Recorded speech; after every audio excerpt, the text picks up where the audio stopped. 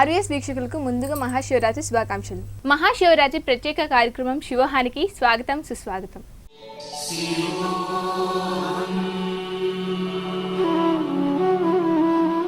ఈరోజు మహాశివరాత్రి విశేషాలు తెలపడానికి మన ముందర ఉన్నారు భరత్ కుమార్ శర్మ గారు.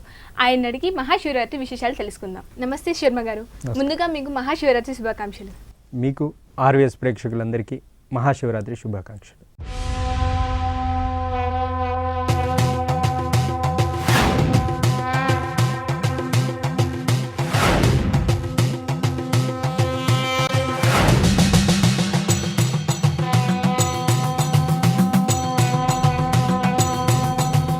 శర్మ గారు, శివుడు లింగోద్భవమూర్తి ఎలా అయ్యారు? శివరాత్రి విశేషాలు తెలపండి. సాధారణంగా ప్రతి నెల కృష్ణ చతుర్దశి రోజున శివరాత్రి వస్తూనే ఉంటుంది. మరి దాన్ని మనం మాస శివరాత్రి అనే పేరుతో పిలుస్తాం. అదేవిధంగా మాఘ బహుళ చతుర్దశి నాడు వచ్చేటువంటి శివరాత్రిని మహాశివరాత్రి అని చెప్పి పిలుచుకోవడం పరిపాటిగా వస్తుంది. ఈ యొక్క శివరాత్రి పార్వతీ పరమేశ్వరులకు అత్యంత ప్రీతికరమైనటువంటిదిగా మనం చెప్పుకోవచ్చు. శివాయ గౌరీ వదనాబ్జ బృంద సూర్యాయ దక్షధ్వర నాశనాయ శ్రీనీలకంఠాయ వృషధ్వజాయ శ్రీకరాయ నమశివాయ అని చెప్పి మనం ఆ స్వామిని స్తుతిస్తూ ఉంటాం. అంటే ఆ స్వామి యొక్క మహేశ్వర తత్వాన్ని మనం వర్ణించుకున్నట్టయితే మహేశ్వరుడు నిర్గుణ నిరాకార పరబ్రహ్మ సర్వవ్యాపకుడై సర్వాంతర్యామి అయి ఈ చరాచర ప్రపంచమంతటా కూడా వ్యాపించి ఈ సహజ లక్షణాలతో కూడా ఆయన నిరాకారుడయ్యాడు. కానీ భక్తులను అనుగ్రహించేందుకు ఆశీర్వదించేందుకు కూడా సగుణాకార నిర్గుణాకారాల ప్రతిరూపమే శివలింగ రూపమని, మిగిలిన దేవతల వలె ప్రతీకగా కూడా లింగ పూజను నిరాకార ఆరాధనగా చేస్తూ ఉంటారని చెప్పి కూడా మనకు దైవజ్ఞుల ద్వారా తెలియవచ్చింది. ఇక ఈ పరమేశ్వరుడు ఆ లింగోద్భవ మూర్తిగా అవతరించడానికి గల కారణం ఏమిటో తెలుసుకోవాలి అంటే దానికి ఒక పురాణ గాథ కూడా కలదు. ఒకసారి బ్రహ్మదేవుడు కూడా విష్ణుమూర్తి బ్రహ్మదేవుల మధ్య కూడా అహంకారం తలెత్తినటువంటిదై చివరకు ఎవరు గొప్ప, నీకంటే నేను గొప్ప, నాకంటే నువ్వు గొప్ప అని చెప్పి ఒక ప్రశ్న కూడా తలెత్తింది. అంతటా కూడా వారు వాదులాడుకుంటున్నటువంటి విధానాన్నంతా గమనించినటువంటి పరమేశ్వరుడు ఆ యొక్క వారికి ఏ విధంగానైనా కూడా అహంభావాన్ని అనగదొక్కి వారిద్దరికీ కూడా చక్కని గుణపాఠాన్ని నేర్పాలి అని చెప్పి కూడా మనస్సులో సంకల్పించాడు. అదే ఉద్దేశంతో మాఘమాసం చతుర్దశి నాడు కూడా వారి ఇరువురి మధ్య కూడా ఒక జ్యోతి వలె కూడా ఒక జ్యోతిర్లింగ రూపాన్ని దాల్చినటువంటి వాడయ్యాడు. వారిరువురు ఆ లింగం యొక్క ఆది అంతాల్ని కూడా తెలుసుకోవాలని చెప్పి విష్ణుమూర్తి వరాహ రూపాన్ని దాల్చి జ్యోతిర్లింగం యొక్క అడుగు భాగాన్ని చేరి వెతుకుతుండగా బ్రహ్మదేవుడు హంస రూపాన్ని దాల్చినటువంటి వాడై ఆకాశాన్ని అంతా కూడా ఎగిరాడు. చివరికి ఆ లింగం యొక్క రూపం ఏమిటో కూడా తెలుసుకోలేకుండా వారంతా కూడా తెలుసుకోలేక పరమేశ్వరుని కూడా శరణు వేడుకుంటున్నాడు. అప్పుడు ఆ పరమ శివుడు తన నిజ రూపంతో కూడా దర్శనమిచ్చి అనుగ్రహించి వారి యొక్క అహంకారాన్నంతా కూడా పోగొట్టాడు.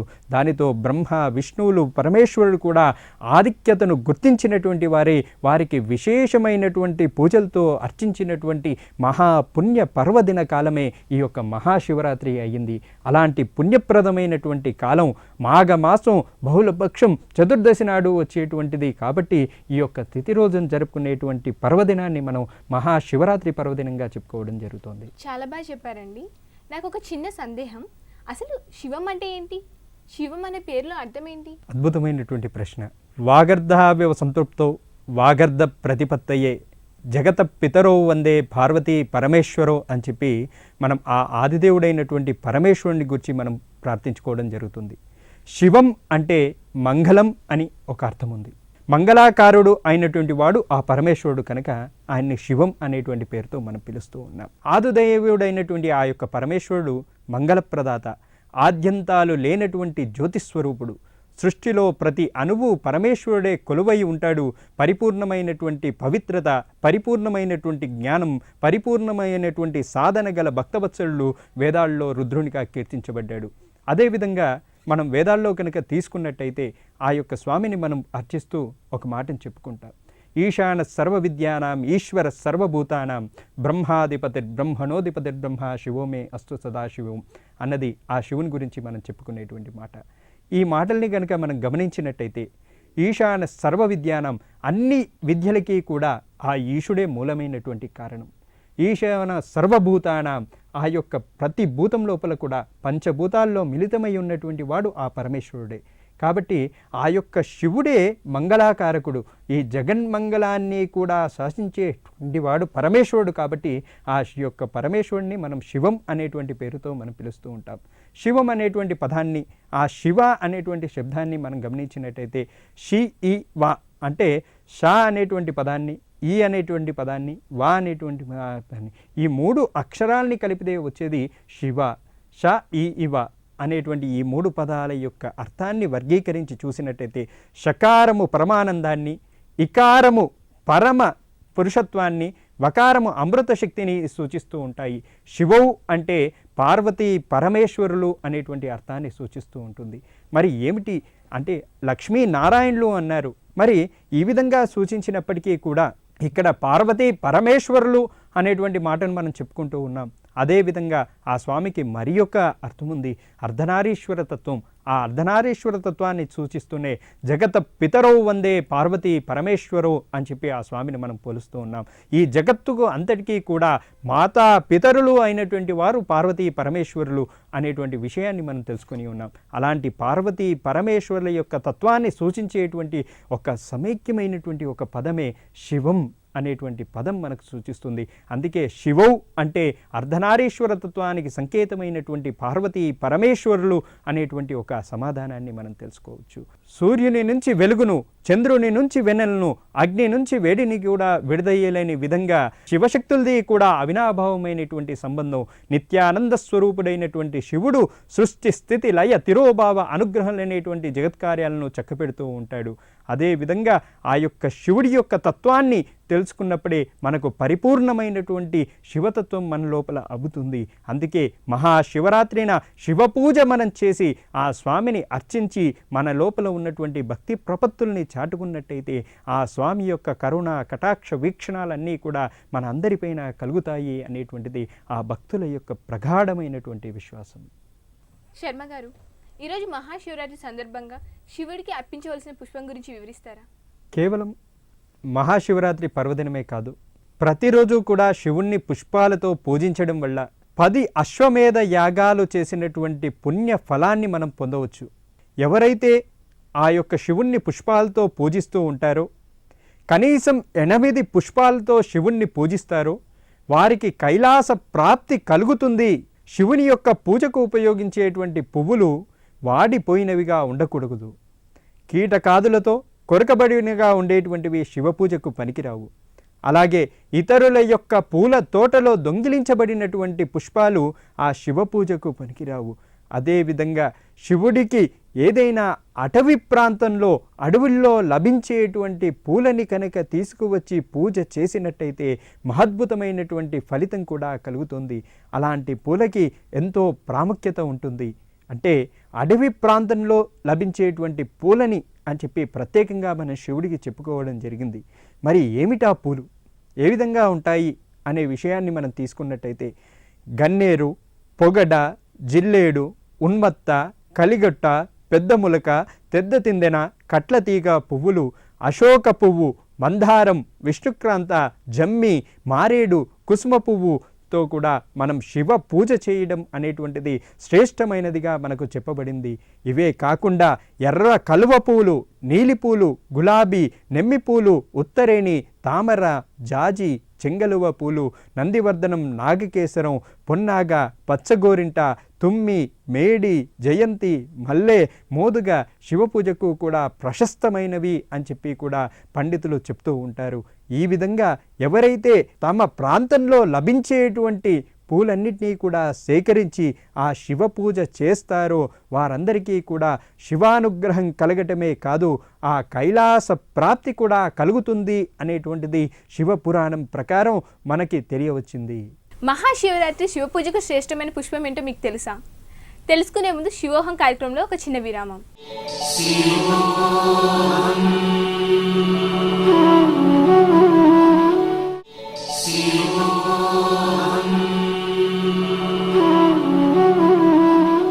శివోహం కార్యక్రమానికి తిరిగి స్వాగతం.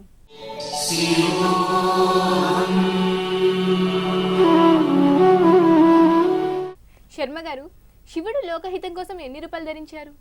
ఓంకార బిందు సంయుక్తం నిత్యం ధ్యాయంతి యోగినః కామదం మోక్షదం తస్మై ఓంకారాయ నమో నమః అని చెప్పి మనం శివుడి గురించి ప్రార్థన చేసుకున్నాం. అంటే ఆది ప్రణవ నాదమైనటువంటిది ఓంకారం. అలాంటి ఓంకారానికి సంకేతంగా మనం శివుణ్ణి భాషించడం జరుగుతుంది. అలాంటి ఓంకార స్వరూపమైనటువంటి శివుడు లోకహితం కోసం ఎన్నో రూపాలని కూడా ధరించాడు అనేటువంటిది శివపురాణం ద్వారా మనకు తెలియవస్తుంది. అయితే ఈ యొక్క శివపురాణాన్ని తిరిగేసినట్టయితే అందులో 8 రూపాల గురించి ముఖ్యంగా కూడా ఆ శివుడు 8 రూపాలని ధరించినట్టుగా కూడా పేర్కొంటుంది. ఆ శివుడు ధరించినటువంటి ఆ రూపాల గురించి మనం తెలుసుకోవాలి అంటే ముందు అందరికీ వచ్చేటువంటి ఒక ప్రశ్న అందరి లోపల మెదులుతూ ఉంటుంది. అదేమిటి అంటే శివుడు పంచముఖ స్వరూపుడు, అదే ఆయన అవతారం అనేటువంటి భావన అందరి లోపల ఉంది. శివుడి యొక్క ముఖాల్ని కనుక మనం గమనించినట్టయితే సజ్జోజాత, వామదేవ, అఘోర, తత్పురుష, ఈశానలు అనేటువంటివి 5 ముఖాలుగా శివుడు కలిగి ఉంటాడు. ఈ 5 ముఖాల్ని కలిగి ఉన్నటువంటి శివుడు పంచభూతాత్మకుడై సర్వవ్యాపి అయి ఓంకార స్వరూపుడై వెలుగొందుతున్నాడు అనేటువంటిది నిత్య సత్యమైనటువంటి వాక్కు.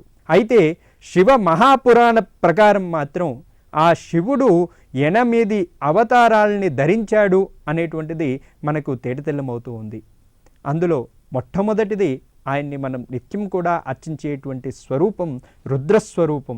అందుకే మనం శివుణ్ణి అర్చించాలి, శివుడి పూజ చేయాలి అంటే మొట్టమొదటిగా మనం రుద్రాన్ని మనకి అనుసంధానం చేస్తూ ఉంటాం. ఆ రుద్రుడి యొక్క ప్రశ్నతో ఆయన్ని అభిషేకిస్తూ ఉంటాం. రుద్ర ప్రశ్న, దాన్నే నమక చమకాదులుగా కూడా మనం వర్ణించుకుంటూ ఉంటాం. అలాంటి ఆ రుద్రస్వరూపం మొట్టమొదటిది. ఆ రుద్రుడి గురించి చెప్పుకోవాలి అంటే దుఃఖ నివారకుడైనటువంటి అగ్ని అధిష్ఠించి ఉంటాడు కనుక ఆ యొక్క స్వరూపాన్ని రుద్రస్వరూపం అని చెప్పి చెప్పుకోవడం జరిగింది. ఇకపోతే రెండవ స్వరూపంగా శర్వుడు అనేటువంటి రెండవ స్వరూపాన్ని కూడా మనం తెలుసుకోవడం జరిగింది. ఆ శర్వుడి యొక్క పత్నిని శర్వాణి అనేటువంటి పేరుతో పిలుచుకుంటూ ఉన్నాం. అలాంటి శర్వుని యొక్క విషయాన్ని తీసుకుంటే జీవుల యొక్క మనుగడ కోసం భూమిని అధిష్ఠించి ఉన్నాడు కనుక ఆ స్వామిని శర్వుడు అనేటువంటి పేరుతో పిలుచుకోవడం జరిగింది. ఇక మూడవ వాడు భవుడు.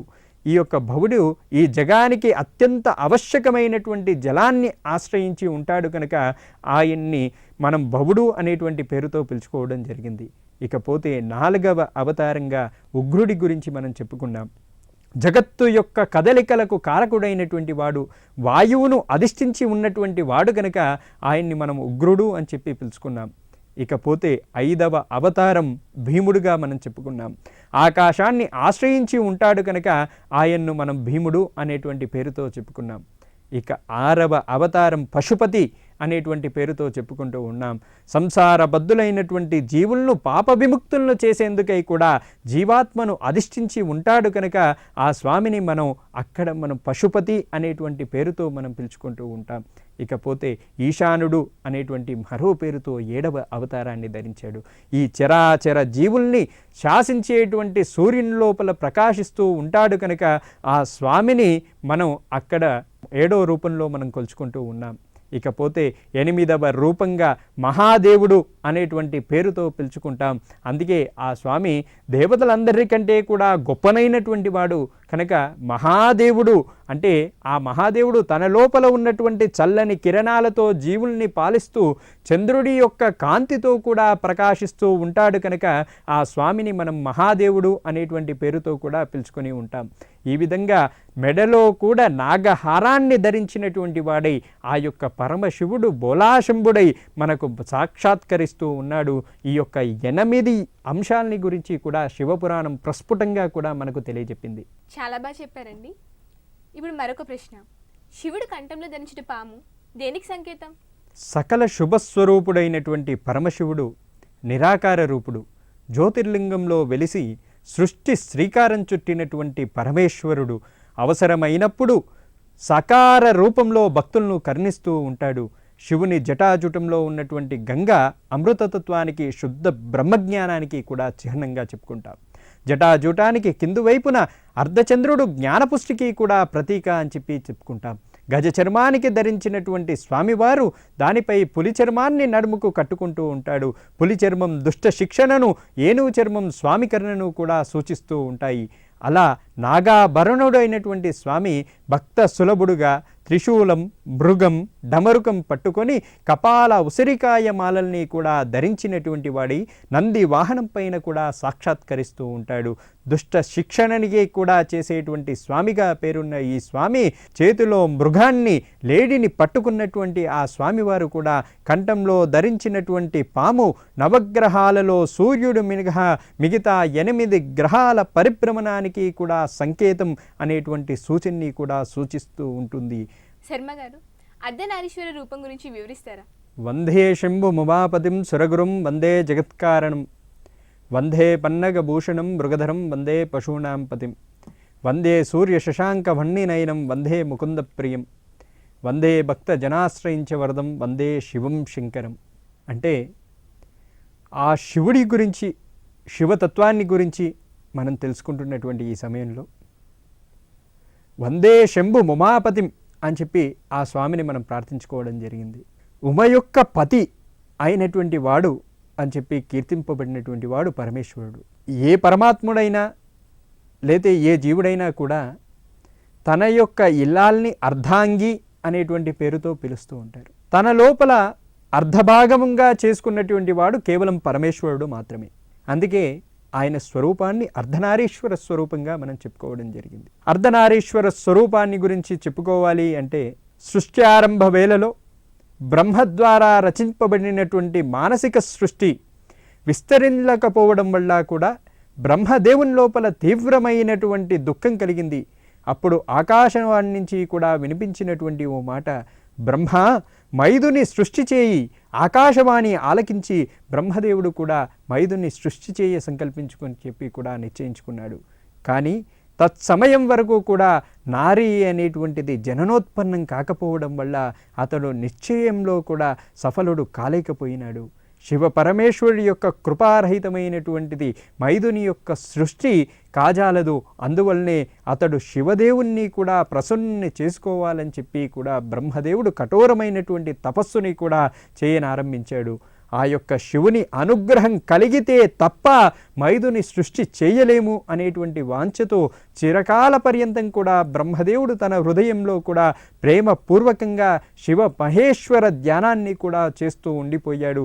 అతని తీవ్రమైనటువంటి తపస్సుకు ప్రసన్నుడైనటువంటి ఆ యొక్క మహేశ్వరుడు భగవానుడు కూడా అర్ధనారీశ్వరుడి యొక్క రూపంలో కూడా దర్శనమిచ్చి ఉమా పరమేశ్వరుడిగా కూడా ఆ స్వామికి దర్శనమివ్వడం జరిగింది. అంతటా కూడా ఆ యొక్క బ్రహ్మదేవుడు దేవాదిదేవుడైనటువంటి శివ భగవానుణ్ణి, ఆ దివ్యస్వరూపాన్ని కూడా సందర్శించినటువంటి బ్రహ్మ అభిభూతుడై కూడా దండవత్మైనటువంటి భూమిపై పరుండి అతని అలౌకిక విగ్రహానికి కూడా ప్రణమిల్లుతూ కూడా ఈ విధంగా స్తుతిస్తూ ఉన్నాడు. అంతటా కూడా శివ పరమేశ్వరుడు, వత్స బ్రహ్మ, నాకు మనోరథం అవగతమైంది. సృష్టి వర్ధిల్లాలన్నటువంటి భావంతో కూడా నీవు చేసినటువంటి కఠినమైనటువంటి తపస్సుకి కూడా నేను సంతృప్తి చెంది ఉన్నాను. నేను నీ ఇచ్ఛను అవశ్యం నెరవేరుస్తాను అంటూనే కూడా శివదేవుడు తన శరీరం నుండి ఉమాదేవిని వేరుగా కూడా చేసినటువంటి వాడే తనవంతరం కూడా శివ పరమేశ్వరిని అర్ధాంగం నుంచి వేరు చేసి పరాశక్తికి బ్రహ్మకి కూడా సాష్టాంగ ప్రణామం చేసి కూడా సాష్టాంగ నమస్కారాలు కూడా ఆ పరమేశ్వరునికి బ్రహ్మదేవుడు చేసి ఉన్నాడు. అంతటా కూడా శివే సృష్టి ఆరంభంలో నినాథుడు దేవాదిదేవుడు అయినటువంటి శంభు భగవానుని కూడా అయినటువంటి వాడిని సృష్టించాడు. భగవతి ఆయన యొక్క ఆదేశానుసారమే దేవత సమస్త ప్రజల మానసిక సృష్టిని కూడా చేసి అనేక ప్రయాసల తర్వాత కూడా ఆ సృష్టిని వర్ధింపచేయడంలో కూడా ఆసనులయ్యాడు. ఇక ఇప్పుడు స్త్రీ పురుష సంగమం ద్వారా నేను ప్రజోత్పత్తిని కూడా సృష్టిని వర్ధింపచేయజేశాను. కానీ ఇంతవరకు కూడా నారీ కులం అనేటువంటిది ప్రకటింపబడలేదు. నారీ కులాన్ని సృష్టించడం వల్ల కూడా నాకు శక్తిని అతీతంగా ఉండేటువంటి దేవుని నీవు సంపూర్ణ సృష్టికి కూడా కూడా శక్త్యాదులకి కూడా ఉద్గమ స్థానానివి అయినటువంటి ఉమాదేవిగా కూడా విలసిల్లమని చెప్పి కూడా చెప్పి ఉన్నాడు. అంతటా ప్రార్థించేతో కూడా ఈ విధంగా చెప్తున్నాడు, హే మాతేశ్వరి, నీవు నాకు నారీలకు కూడా సృష్టిని చేయగలిగేటువంటి శక్తిని ప్రసాదించుగాక. నేను మరో ప్రార్థన చేస్తూ ఉన్నాను. సకల చరాచర సృష్టి వర్ణనారహితమై కూడా దక్షపుత్రుని పుత్రి రూపంలో అవతరించి నీవు దయ చూపేదవుగాక అని చెప్పి కూడా బ్రహ్మ ఆ యొక్క ఉమాదేవిని కూడా ప్రార్థించడం జరిగింది. ఆ విధంగా బ్రహ్మ యొక్క ప్రార్థనని కూడా ఆలకించినటువంటి శివాని తదాస్తు అంటూ కూడా అతనికి నారీ కులాన్ని సృష్టింప చేయనటువంటి ఒక గొప్పనైనటువంటి శక్తిని కూడా ప్రసాదించినదై తన లక్ష్య సాధన కోసమై కూడా తనకు ఉన్నటువంటి భక్తి నుంచి కూడా తన యొక్క భక్తియుగ్మ భాగం నుంచి కూడా తనతో సమానమైనటువంటి కాంతిమతి అయినటువంటి ఒక స్త్రీని కూడా ఉద్భవింపచేసింది.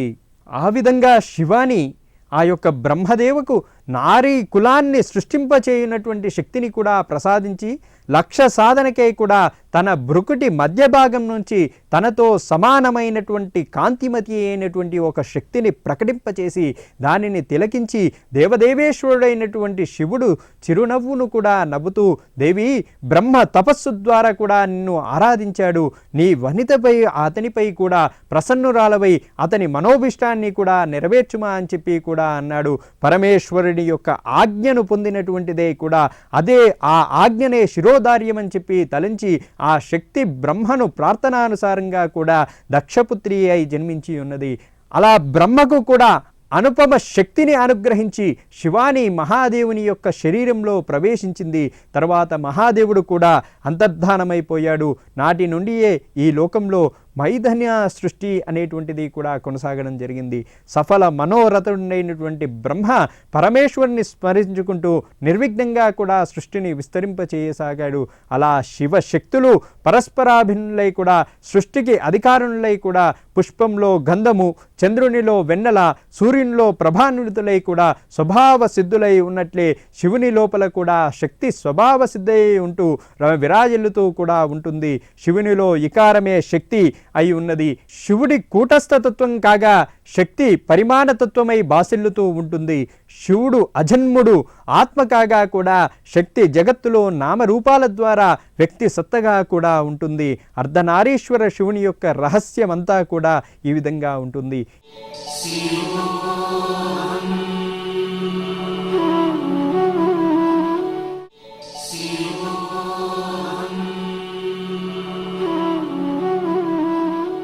చివరిగా ఒక ప్రశ్న, మహాశివరాత్రి జాగరం చేస్తే పునర్జన్మ ఉండదంటారు. ఆ వివరాలు కొంచెం ప్రేక్షకులకు వివరిస్తారా? శివం శాంతం జగన్నాథం లోకానుగ్రహకారకం శివమేక పరం వందే శికారాయ నమో నమః. శివుడికి సంబంధించినటువంటి పండుగలన్నిటిలోనూ కూడా ముఖ్యమైనటువంటిది, అతి పుణ్యప్రదమైనటువంటిది మహాశివరాత్రి. ప్రతి నెలా కూడా కృష్ణపక్షంలో వచ్చేటువంటి చతుర్దశిని తిథిని కూడా మాస శివరాత్రి అని చెప్పుకోవడం మనం చెప్పుకున్నాం. అదేవిధంగా మాఘమాసంలో కృష్ణపక్షంలో వచ్చేటువంటి చతుర్దశిని మహాశివరాత్రి అనేటువంటి పేరుతో మనం చెప్పుకుంటూ ఉంటాం. శివరాత్రి పండుగను జరుపుకోవడంలో కూడా ప్రధానమైనటువంటి విషయాలు మూడున్నాయి. శివార్చన మొట్టమొదటిదైతే ఉపవాసం చేయడం రెండవ నియమం. ఇకపోతే మూడవ నియమం ఏంటి అంటే జాగరణ చేయడం అనేటువంటిది ఇది మూడో నియమంగా కూడా ఆచరణలో ఉన్నటువంటి విధానం. అయితే శివరాత్రి రోజున సూర్యోదయానికి ముందుగా నిద్రలేచి స్నాన సంధ్యాది కార్యక్రమాలన్నింటినీ కూడా పూర్తి చేసుకొని శివలింగాన్ని షోడశోపచారాలతో కూడా పూజించాలి. శివ భక్తులని పూజించి వారికి భోజనం పెట్టి శివాలయానికి వెళ్ళి శివదర్శనం చేసుకోవాలి. ఇది శివార్చన చేసేటువంటి విధానం. ఇది ఇక రెండవది ఉపవాసం. ఉపవాసం అంటే శివరూపాన్ని ధ్యానిస్తూ శివనామస్మరణం చేయడం మాత్రమే, కానీ ఉపవాసం అంటే ఆహారం తీసుకోకుండా ఉండకూడదు అనేటువంటి నియమం కాదు. అంటే ఆ యొక్క శివతత్వం లోపల ఓలలాడుతూ ఉండడమే నిజమైనటువంటి ఉపవాస దీక్షగా మనం చెప్పుకోవచ్చు.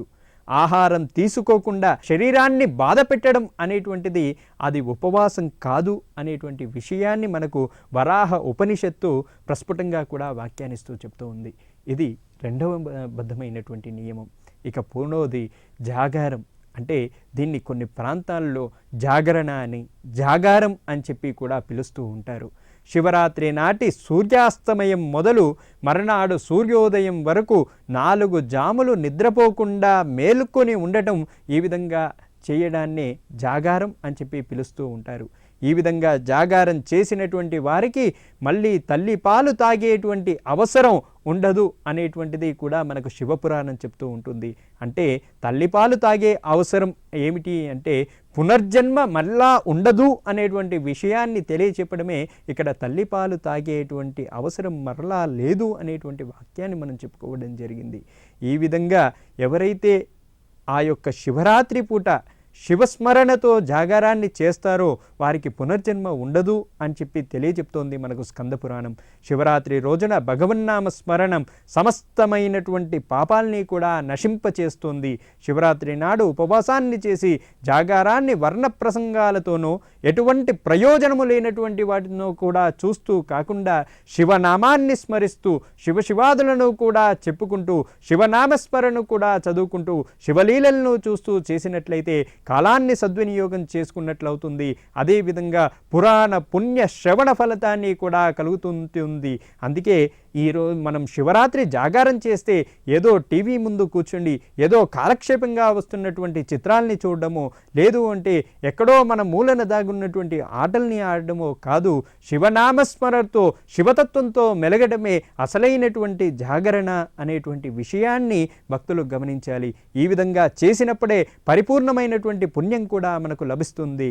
పూర్వం గుణనిధి అనేటువంటి ఒక దుర్మార్గుడు శివరాత్రి నాటి కూడా ఆకలితో అలమటిస్తూ ఆ రాత్రి ఒక శివాలయంలోకి వెళ్ళాడు.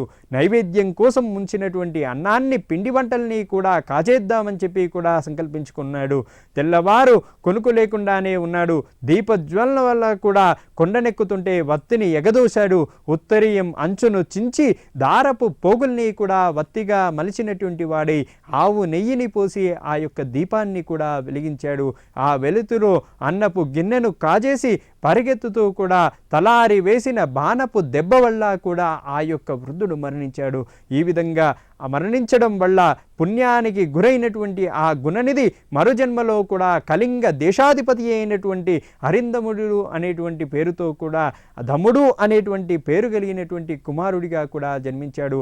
ఆ జన్మలో మహారాజై అనేక శివాలయాల్లో కూడా అఖండమైనటువంటి దీపారాధనను చేయించినటువంటి వాడి ఆ పుణ్య ఫలితం వల్ల ఆపై జన్మలో కూడా కుబేరుడై జన్మించి దిక్పాలకుడైనాడు.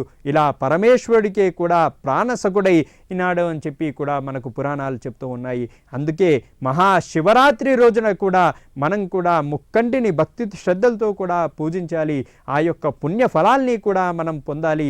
ఎప్పుడైతే మనం ఆ పరమేశ్వరి యొక్క తత్వాన్ని పూర్తిగా అవగతం చేసుకుంటూ ఉంటామో, ఆ పరమేశ్వరి యొక్క లీలల్ని మనం వింటూ ఉంటామో, ఆ పరమేశ్వర తత్వాన్ని మన లోపల ఇనుమడింప చేసుకుంటూ ఉంటామో, అప్పుడు మాత్రమే పరమేశ్వరుడి యొక్క పరిపూర్ణమైనటువంటి అనుగ్రహం మన పైన కలుగుతూ ఉంటుంది. పరమేశ్వరుడి గురించి మనం ఎన్నో విషయాల్ని చర్చించాం. కానీ ఆ పరమేశ్వర తత్వం మనకి కావాలి, ఆ పరమేశ్వరిని కూడా మన లోపల ఇనుమడింప చేసుకోవాలి అంటే కేవలం ఆ పరమేశ్వరుడి యొక్క నామస్మరణ మాత్రమే ఆ అనంతమైనటువంటి పుణ్య ఫలాన్ని మనకు కలిగిస్తుంది అనేటువంటి వాక్యాన్ని మనం గుర్తుంచుకోవాలి. ఎందుకంటే కలియుగంలో కలౌ స్మరణాన్ముక్తి, కలియుగంలో స్మరణ చేయటం మాత్రమే మనకు ముక్తిని లభిస్తుంది. కాబట్టి ఆ యొక్క శివస్మరణం వల్ల మనం ఆ యొక్క కలియుగం ప్రత్యక్షపరమైనటువంటి మహేశ్వరుని ఆరాధించి ఆ యొక్క స్వామి అనుగ్రహాన్ని పొందుదాం. ఇప్పటి వరకు మాకు తెలియని ఎన్నో కొత్త విషయాలను అందించారు. ఇప్పుడు మీ అమూల్యమైన సందేశాన్ని మా ప్రేక్షకులకు వివరిస్తారా? శివరాత్రి పర్వదినం గురించి, శివతత్వం గురించి నిజంగా ఈ కార్యక్రమం ద్వారా మనం తెలుసుకోవడం అనేది ఆర్వీఎస్ ఛానల్ వారు మనకు అందించినటువంటి ఒక అద్భుతమైనటువంటి సంఘటనగా కూడా మనం చెప్పుకోవచ్చు. అయితే శివరాత్రి పర్వదినాన్ని మనం ఏ రీతిలో ఉపయోగించుకుంటున్నాం అనేటువంటి విషయానికి వస్తే, కేవలం శివతత్వాన్ని వదిలిపెట్టి రాత్రిళ్ళు టీవీల ముందు కూర్చొని కాలక్షేపానికి సినిమాలు చూస్తూ మనకు తోచిన ఆటలాడుతూ ఆ యొక్క జీవితాన్ని మనం గడుపుతూ ఉన్నామే. కానీ పరమేశ్వర స్వరూపమైనటువంటి ఆ స్వామిని ప్రసన్నం చేసుకునేటువంటి తత్వమైన ఆ స్వామి అర్చనని మనం మర్చిపోతూ ఉన్నాం. అందుకే ప్రతి ఒక్కరూ కూడా శివరాత్రి రోజున స్వామి లింగోద్భవ సమయంలో ప్రతి దేవాలయంలోనూ కూడా అర్చకులు రుద్రాభిషేకం చేస్తూ ఉంటారు. శివుడికి అత్యంత ప్రీతి అయినటువంటిది రుద్రుడి రూపంలో ఉన్నటువంటి పరమేశ్వరుడు అందుకునేటువంటి విశేషమైనటువంటి పూజగా భావించే రుద్రాభిషేక కార్యక్రమంలో అందరూ కూడా పాల్గొనండి. పరమేశ్వరుడు కొలిచిన వారికి కొంగు బంగారమై నిలిచేటువంటి దేవతామూర్తి. అలాంటి పరమేశ్వర అనుగ్రహాన్ని ఆశీస్సుల్ని మనం పొందడానికి మనకున్నటువంటి వివిధ కాలక్షేపాలన్నింటినీ కూడా పక్కన పెట్టి శివరాత్రి రోజున జన్మకో శివరాత్రి అన్నట్టుగా ఆ శివరాత్రి రోజునైనా కనీసం మనం భగవత్ నామస్మరణతో భగవత్ ఆలయ ప్రాంగణంలో గడిపి మన జీవితాన్ని సార్థకం చేసుకుందాం. మీతో నేను పాలు పంచుకుంటూ ఉంటాను. అందుకే అందరం దేవాలయానికి వెళ్దాం, ఆ పరమేశ్వరుని పూజిద్దాం. పరాత్పరుడైనటువంటి నిరాకార సద్గుణ పురుషుడైనటువంటి పరమేశ్వరుని మనం ఆరాధించి ఆయన అనుగ్రహ ఆశీస్సుల్ని పొందుదాం. శుభం. ఓం తత్సత్.